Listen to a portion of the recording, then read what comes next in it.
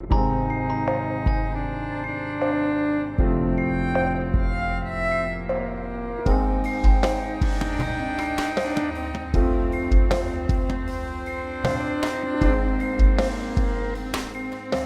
la musique de la bande-annonce, vous l'entendez, de ce festival historique, la 21e édition du Festival du cinéma israélien. Et oui, déjà 21e édition, et pour en parler, nous accueillons sa présidente, également animatrice cet après-midi sur Radio J, Hélène Schumann, bonjour. Bonjour Ilana. Alors ça y est, ça commence enfin, ce lundi 4 octobre jusqu'au 11 octobre au cinéma Majestic Passy dans le 16e arrondissement. Encore de nombreux films à nous présenter. Et lundi, je crois que ça va commencer à l'ouverture par la projection du fameux film My Kid du réalisateur Nir Bergman. Il sera présent d'ailleurs, Hélène. Absolument, on a des invités cette année. D'abord, je suis très contente d'être enfin dans le cinéma, comme on dit maintenant, en présentiel. Et Nir Bergman sera là. Alors, Nir Bergman, c'est un réalisateur que j'adore, qui avait fait Broken Wings, qui est assez connu du public parisien. Il nous présente un film qui est un peu comme un road movie à bicyclette entre un père qui ne veut pas que son fils, pas tout à fait normal, aille dans un institut. Ils vont partir tous les deux sur les routes d'Israël et on découvre encore une fois un Israël extraordinaire. Alors Ilana, cette soirée d'ouverture, elle est importante pour moi aussi parce que j'ai le plaisir d'avoir en court-métrage, parce que j'aime bien passer des courts-métrages avant les longs, c'est là où on voit tous les talents des Israéliens. J'ai notre enfant terrible qui est Nadav Lapid, qui a eu un prix à Cannes, un prix à Berlin, un prix à Cannes avec le genou d'Aed, et je le présente d'ailleurs dans le festival, même s'il est sorti. Oui, c'est vrai. Et d'ailleurs, on a beaucoup entendu parler de Nadav Lapid, notamment pour ce film, Le genou d'Aed, qui a été perçu par certains critiques un petit peu frileux comme antisioniste. Mais dans les pages d'actualité juive, il y a quelques semaines, si je me souviens bien, vous aviez défendu le film, Hélène, et le réalisateur. C'est important de remettre les choses dans leur contexte aussi. Absolument. Les gens n'ont pas compris peut-être le film. Il le dit, c'est l'histoire d'un homme dont la mère va mourir et il a mal et il est agressif et il s'en va de Tel Aviv. Il part au fin fond du pays pour fuir cette annonce terrible, la mort de sa mère. Et en fait, c'est vrai qu'il y a ça. Puis on connaît bien les démons de Nadav Lapid qui sont évidemment l'État d'Israël, ses problématiques, son empêchement de laisser la culture aller de son propre gré. Je ne suis pas tout à fait d'accord avec Nadav parce que je pense qu'Israël reste quand même, surtout maintenant où on n'a plus Miri Regev, ce qui est un grand soulagement comme ministre de la Culture. Eh bien, je pense que maintenant, on laisse quand même les choses se faire. Bon, alors, pour revenir au festival du film israélien, il y a de nouvelles sections aussi cette année, la Jewish Experience. Mais bravo, Ilana, comme vous êtes bonne journaliste. C'est mon petit bébé. Je me suis aperçue, en fait, qu'il y avait plein de films à thématique juive qui n'étaient pas forcément israéliens, merveilleux. Et j'ai eu envie de créer, grâce à la Cinémathèque de Jérusalem, donc ça reste israélien, qui m'a donné le titre gentiment, Jewish Experience. Donc des films juifs avec une thématique juive, mais pas forcément réalisés par des Israéliens. Quoique, alors on a un documentaire et une fiction. Cette année, c'est La mort en face, réalisé par Nelou Cohn. Et oui, le directeur de l'antenne de Radio J. Absolument, ça reste en famille, tout ça, c'est bien. La mort en face, le pogrom de Yach, donc qui revient sur un terrible pogrom de Roumanie. Oui. Absolument, et c'est réalisé avec William Carell, qui est aussi un très grand documentaliste. Et on a aussi, alors ça c'est un peu mon chouchou, Ilana, je vous le dis, les leçons persanes. Alors, qu'est-ce que c'est que ce film ? Ça va sortir en décembre normalement. C'est l'histoire d'un homme qui va être déporté, un jeune. Il est dans la file de la chambre à gaz. Et à ce moment-là, il y a un nazi qui vient, un soldat qui lui dit « Est-ce qu'il y a quelqu'un qui parle le farsi ici ?» Et il s'aperçoit que s'il ne dit pas « moi », il va mourir. Et en fait, il dit « moi » et ça va lui sauver la vie. Il va inventer une langue. Avec un Obersturmführer qui veut partir après en Iran. Et je vous dis pas, Ilana, ça me donne des frissons. Et la fin, elle est incroyable parce qu'il invente une langue. Il invente une langue.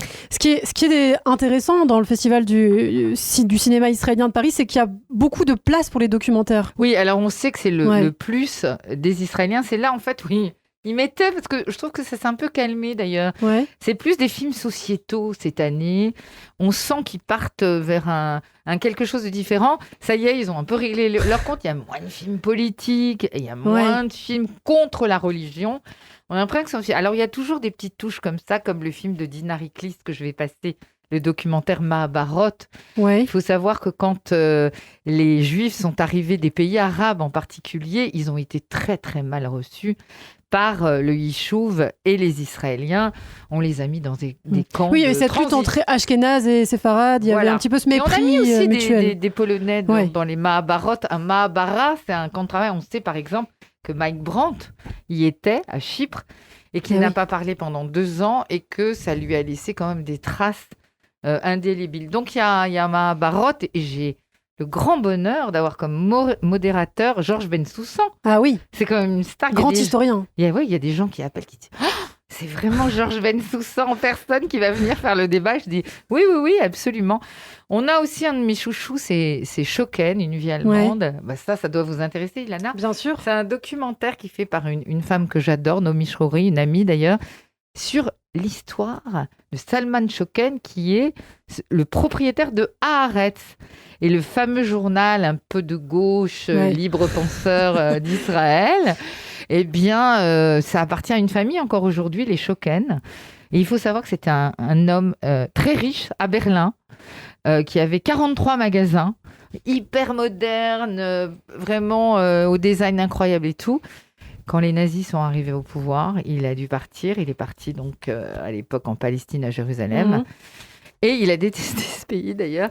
Mais il a racheté Haaretz. C'était surtout un très grand collectionneur de livres. Donc moi j'adore parce que j'adore. Ça, ce sera le 9 octobre, à Schocken, voilà. Une vie allemande. Alors j'adore parce que en fait, on découvre des tas de choses dans Schocken, notamment comment les Juifs vivaient à Berlin. C'était doux la vie à Berlin pour les Juifs.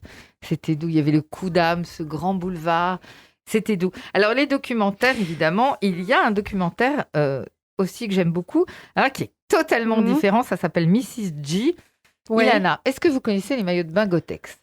Ça me dit quelque chose, ouais. Et ben voilà, je suis sûre que votre mère, plutôt votre grand-mère, on va remonter à la grand-mère. Je demande alors du coup. C'est les plus beaux maillots de bain du monde. Vous connaissez cette photo de Lady Diana qui est sur un yacht? Elle a un maillot de bain en panthère. Et c'est signé Gotex. C'est la plus grande marque de maillots de bain et on va découvrir l'historique. C'est les premiers à avoir fait des catalogues un peu design avec les très grands mannequins dans le désert, Claudia Schiffer, Naomi Campbell, etc., etc. Et la femme, la créatrice, était une juive hongroise qui est partie en 1944 dans des conditions épouvantables. Elle est arrivée donc dans le Yishuv en Palestine. Et là, elle faisait des fourrures et des imperméables. Elle s'est dit, en arrivant en Israël, mais je ne vais pas faire des fourrures et des imperméables. Il pleut jamais, il fait pas froid. Donc des maillots de bain. Elle a créé cette marque parce qu'elle était un peu chimiste. Alors, on parlait des documentaires. Vous accordez aussi une place aux séries. Mais alors, cette année, il n'y a qu'une série, je crois, qui est présentée. Hein. Mais toujours, parce que je laisse... Pour moi, le cinéma israélien, c'est d'abord le 7e art. Et c'est vrai que là, en ce moment, en Israël, ils veulent tous faire des séries. C'est vrai que là-bas, c'est l'explosion, mais en même temps, elles sont géniales, les séries israéliennes. Ils ont compris qu'il y avait un vrai filon à la fois d'inventivité, puis ils vont avoir les moyens. Alors là, j'ai un petit bijou que personne ne connaît. The Beauty Queen of Jérusalem, ça pourrait être vous, Ilana. C'est absolument. C'est l'histoire d'une famille judéo-espagnole. Donc ça change parce qu'on entend le ladino. Et ça se passe sous l'Empire ottoman. Donc, on va voir comment, en fait, tout ça va s'articuler. Ils s'aiment. Il y a des tas. Ça fait très, série à l'eau de rose argentine. J'adore. Puis, il faut savoir que le héros qui m'a fait faux bond parce qu'il avait un chien à garder, Michael Aloni, et ce fameux acteur qui joue dans Stitzel, qui est un blond aux yeux verts, qui est magnifique. Très bien. Et qui ne sera pas là, mais c'est pas grave. En tout cas, les 2 premiers épisodes seront diffusés samedi 9 octobre. Alors, une dernière question pour terminer. Bon, je sais qu'il y a beaucoup de films, il y a beaucoup de choses, mais ça va peut-être être difficile de répondre. Mais entre nous, Hélène, est-ce que vous avez quand même un petit coup de cœur, une petite préférence pour un des films? Écoutez, c'est très difficile. Je vais vous dire pourquoi. Parce que tout... Vous n'avez pas d'enfant encore, Ilana, bientôt, j'espère. Tout, c'est comme des enfants. Est-ce qu'on vous demande « Ah, mais tu préfères un tel ou un tel dans tes enfants ?» Je dis « Bah non, c'est compliqué. Ilana, je les aime, je les choisis. Je les choisis.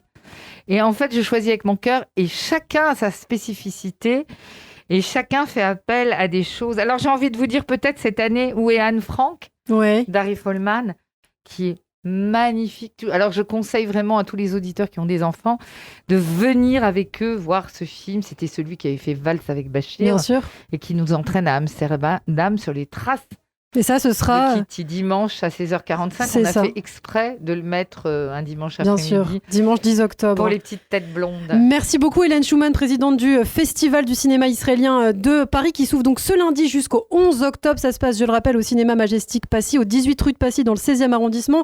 Si on veut plus d'informations, il y a un site internet. Absolument. Festivalcinéisraélien.com.